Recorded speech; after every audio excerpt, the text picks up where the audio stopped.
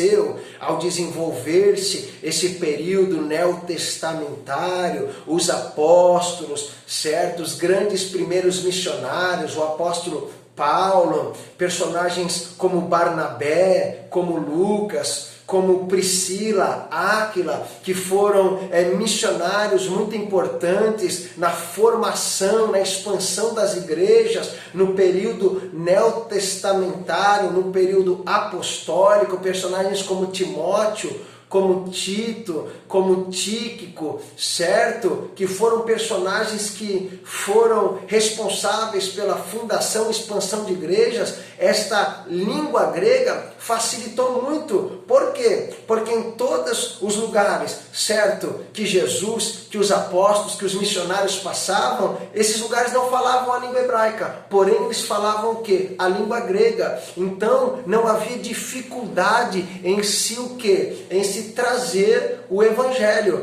Por exemplo, hoje nós vivemos aí no mundo, são quase 8 bilhões de habitantes. Nós temos cerca, não vou dar um dado exato, mas nós temos cerca, por aí, por baixo, num número baixo, de cerca de 4.600 línguas e dialetos. Nós sabemos que existem línguas e dialetos que possuem apenas um fragmento de alguma pequena porção do Novo Testamento, por exemplo. Existem línguas e dialetos que não têm a tradução completa do Novo Testamento por conta dessa dificuldade. Eu estava vendo e observando que uma tradutora do Novo Testamento esteve numa tribo africana e ela levou 12 a 14 anos morando naquela tribo em circunstâncias e situações completamente diferentes da cultura, do país dela que ela vivia, mas ela teve esse chamado e ficou 14 anos nessa tribo africana, aprendendo o dialeto para poder, depois de 14 anos, o quê?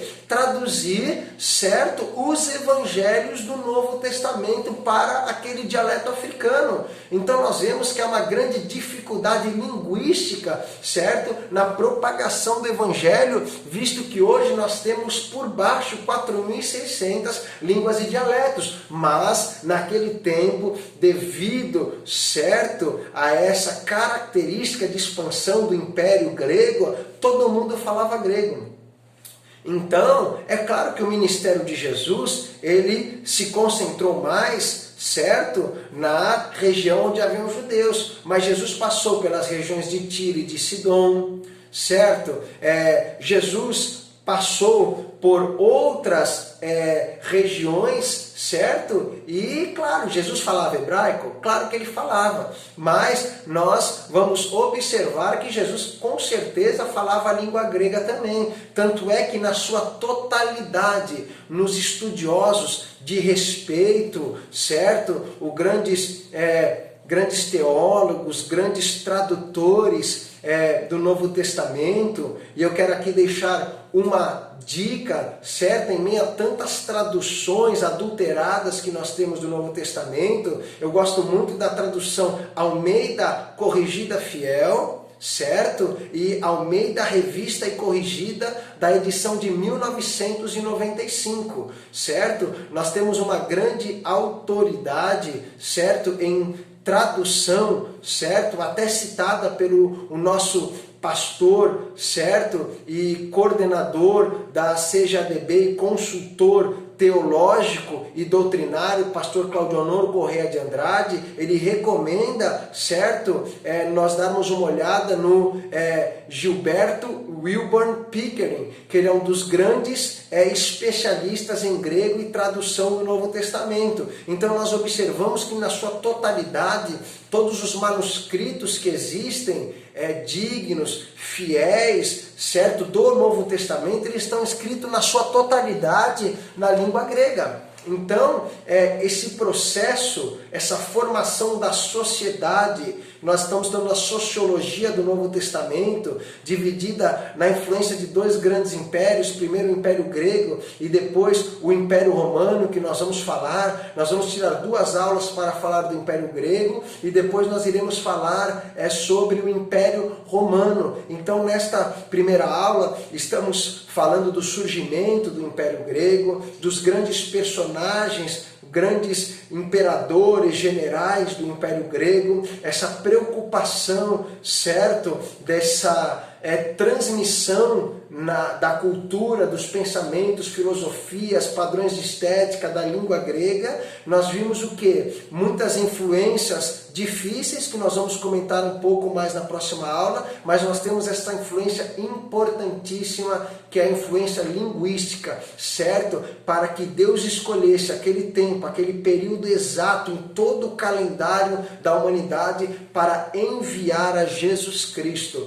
Jesus Cristo nasceu na plenitude dos tempos, no momento exato, na hora certa, nem cedo, nem tarde demais. Deus não tarda e nem falha. Ele chega no momento certo, na hora certa, e a hora que Jesus nasceu foi uma hora exata. E um dos momentos que caracterizam essa plenitude é que todo o mundo, naquela época, falava uma mesma língua. E se todo mundo falava uma mesma língua, a pregação do Evangelho, certo? A expansão, certo, da mensagem que Jesus Cristo salva, que não existe nenhum outro nome no céu, na terra, nem debaixo da terra, pelo qual nós devamos ser salvos, a não ser pelo nome de Jesus Cristo de Nazaré. Nós observamos que isso foi uma influência muito positiva, muito grande para a expansão do Evangelho, onde Jesus esteve nas regiões de Tiro e Sidom, onde Jesus esteve em regiões como Ciro, Fenícia, em regiões que Jesus teve, como por exemplo a profecia diz: do Egito chamei o meu filho, certo? Meus amados irmãos e irmãs que nos acompanham. Então esse processo linguístico teve um impacto muito positivo nas viagens missionárias, certo? De Paulo, onde Pedro, João, Tiago, os primeiros grandes líderes da igreja, as 3 viagens missionárias que Paulo fez. Paulo, claro, ele conhecia a língua latina porque ele era cidadão romano. Paulo conhecia a língua hebraica porque ele estudou aos pés de Gamaliel. Mas a língua, visto que Paulo era um cidadão de Tarso, que era uma cidade romana, mas de grande influência grega, certo? Ele falava grego. Nós vemos um dos grandes discípulos de Paulo, chamado Timóteo. Ele era filho de uma mulher judia, mas o pai dele era grego. E essa língua grega facilitou muito, então,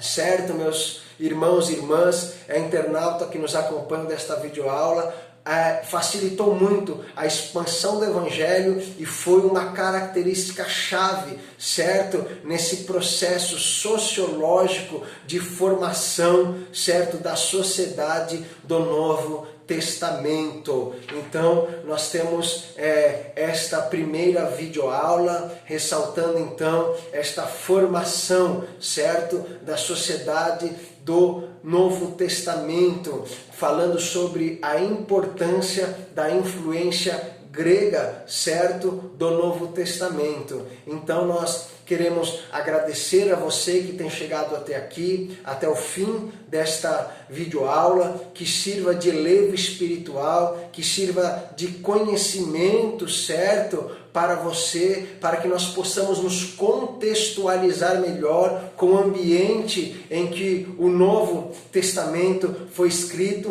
para que nós possamos ter uma compreensão melhor da formação do cânon sagrado do Novo Testamento e para que dessa forma nós tenhamos uma interpretação bem próxima da qual era a intenção dos escritores sagrados que escreveram inspirados pelo Espírito Santo, para que quando nós formos pregar o Evangelho, nós também possamos ter uma linguagem bem clara, bem objetiva, certo? Para que as pessoas que ouvem o Evangelho possam entender de forma clara, simples e objetiva a pregação da salvação que há em Cristo Jesus. Nós queremos agradecer a todos, certo? Queremos dizer que nós esperamos você na semana que vem para mais uma videoaula falando sobre a sociologia do Novo Testamento 1, a influência grega e a influência romana na formação da sociedade, certo? Não toda a sociedade, mas da sociedade